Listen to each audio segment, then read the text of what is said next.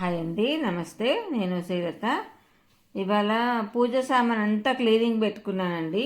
మొన్న ఉగాది ముందే అసలు ఇదంతా చేయాల్సింది ఉండే. ఇల్లు క్లీనింగ్ అయిపోయింది కానీ డస్టింగ్ అయిపోయింది కానీ ఇట్లాంటివన్నీ చేయలేకపోయానండి. నాకు కొంచెం ఫీవర్ వచ్చేసి సిక్ అయిపోయి చేయలేకపోయాను. అయితే శ్రీరామనవమి వస్తుంది కదా అనేసి ఇవన్నీ క్లీనింగ్ పెట్టుకుందామని పెట్టుకున్నానండి.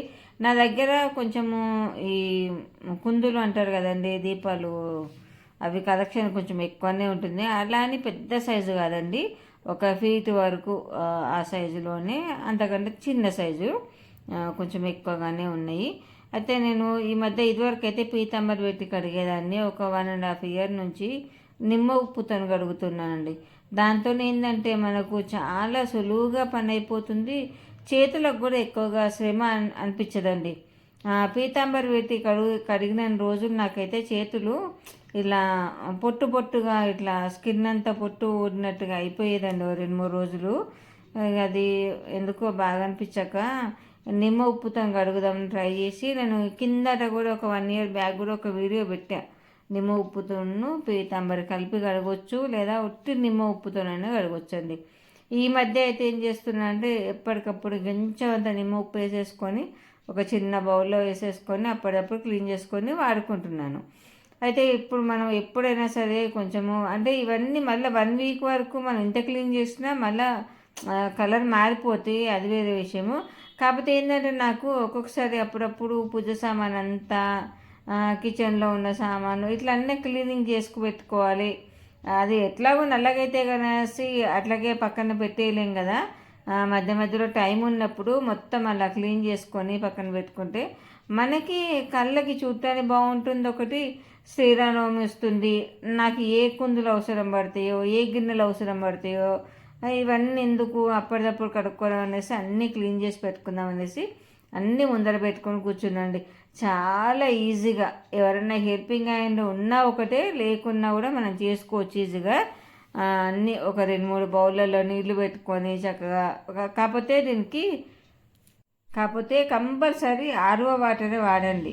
ఎందుకంటే సాల్ట్ వాటరు, మామూలు వాటర్ అయితే తొందరగా మళ్ళీ బ్లాక్ అయిపోతాయి. ఆర్ఓ వాటర్ అయితే మనము నానబెట్టడానికైనా క్లీనింగ్కైనా దేనికైనా మంచినీళ్ళే వాడాలి. వాడేసి మళ్ళీ ఎక్కువసేపు కూడా మనం కడిగిన తర్వాత తడి ఉంచకూడదండి. వెంట ఒక 5-6 వస్తువులు కాగానే తుడిచేసి పక్కన పెట్టుకుంటే, పొడి వస్త్రంతో మంచిగా తుడిచి పక్కన పెట్టుకుంటే చాలా షైనింగ్ ఉంటాయి. మనకు ఇత్తడా ఇది పుత్తడా అన్నట్టుగా అనిపిస్తుందండి. అసలు ఇత్తడి సామాను క్లీన్ చేసుకున్న రోజు నా ఆనందం వేరే లెవెల్లో ఉంటుందండి. ఎందుకంటే అసలు అది ఎంత ముద్దుగా మెరిసిపోతుంటుందోనండి. ఇట్లా ఎప్పుడైనా సరే నేను అప్పుడప్పుడు ఇత్తడి అన్నీ ఒకసారి పెట్టుకొని కూర్చుంటాను. అసలు ఆ క్లీనింగ్ చేసిన రోజు నాకు వాటిని చూస్తుంటే ఎంత ముద్దు అనిపిస్తుందో అండి. అంటే నాలాంటి పిచ్చి వాళ్ళు ఎవరైనా ఉన్నారా లేదో నాకు తెలియదు, ఇది పిచ్చి అని నేను అనుకుంటా. ఎందుకంటే వస్తువులు క్లీన్ చేసుకొని చూసి మురిసిపోవడం అనేది చాలా తక్కువ మంది ఉంటారు కదా. సరే, ఆ విషయం పక్కన పెడితే, మనం ఈ మధ్య మనకు ఎవరికైనా సరే టైం అనేది చాలా తక్కువ ఉంటుందండి. ఈ బిజీ షెడ్యూల్లో మనం ఏ పనైనా సరే చాలా ఈజీ వేలో చేసుకోవాలి, తొందరగా అయిపోవాలి, ఎక్కువ శ్రమ లేకుండా అని ఆలోచిస్తాం కదండి. అలాంటి వాళ్ళకు ఈ టిప్పు చాలా పనిచేస్తుందండి. ఇప్పుడు మా అమ్మ అయితే మొత్తం ఎప్పుడైనా సరే చింతపండుతోనే దేవుని విగ్రహాలైనా, కుందులైనా, దేవునికి పెట్టే నైవేద్యం గిన్నెలైనా, ఏదైనా సరే ఇత్తడి వస్తువు, రాగి వస్తువు ఏది ఉన్నా సరే అమ్మ చింతపండుతోనే రుద్దేదండి. అంటే వాళ్ళ చేతులకు ఎంత శ్రమ ఉండేది. మనకిప్పుడు ఇలాంటి టిప్పులు కనుక్కోవడం వల్ల అసలు చేతులకి ఏమైనా శ్రమ ఉందా? చాలా తక్కువ టైంలో తక్కువ శ్రమతోటి మనకు మన వస్తువులన్నీ మంచిగా బంగారంలాగా మెరిసిపోయే విధంగా తయారయ్యే టిప్స్ అండి ఇలాంటివన్నీ. ఎవరికన్నా ఉపయోగపడుతుంది అనేది ఒకటి నా ఉద్దేశము. ప్లస్ మనకున్న షెడ్యూల్ ప్రకారం ఇలాంటివి వేలైతేనే మనకు కుదురుతాయండి. అప్పటి వాళ్ళంటే వాళ్ళు ఇంట్లో ఉండేవాళ్ళు, టైం ఉండేది వాళ్ళకు, చేసుకునేవాళ్ళు ఓపికగా. ఇప్పుడు మనకు ఆరోగ్యాలు అంతంత మాత్రము, మనకున్న టైం తక్కువ. ఇలాంటి సిచ్యువేషన్లో మనకి ఇలాంటి మెథడ్సే చాలా మంచివి అనిపిస్తాయండి నాకైతే. మనకు కావాల్సింది ఏంటి, వస్తువు అనేది మంచిగా నీట్గా తెల్లగా మంచిగా అవ్వాలి. అది అవుతుందా లేదా చూసుకోవాలి అంతే.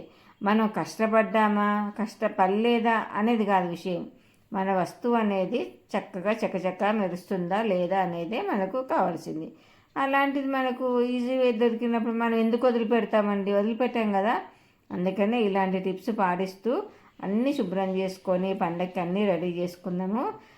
అందులో భాగంగానే దేవుడి పటాలకు వేసే పువ్వుల దండలు కూడా నేను శుభ్రం చేసి పెట్టుకుంటున్నాను.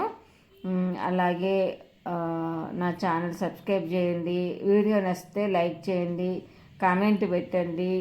ఇంకా నచ్చిందనుకోండి నా ఛానల్ ఎవరికన్నా షేర్ చేస్తూ ఉండండి. ఇలాగే మీ సపోర్ట్ నాకు ఎప్పటికీ అవసరం అండి. ఇప్పటి వరకు సపోర్ట్ చేస్తున్న అందరికీ చాలా చాలా ధన్యవాదాలు.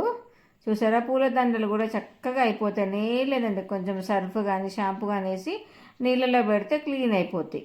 చూడండి, చక్కగా అయిపోయినాయి. ఓకే అండి, మరొక మంచి కంటెంట్తో మళ్ళీ మీ ముందుకు వస్తా. Bye bye bye. లైక్ చేయడం, కామెంట్ చేయడం మర్చిపోకండి. బాయ్.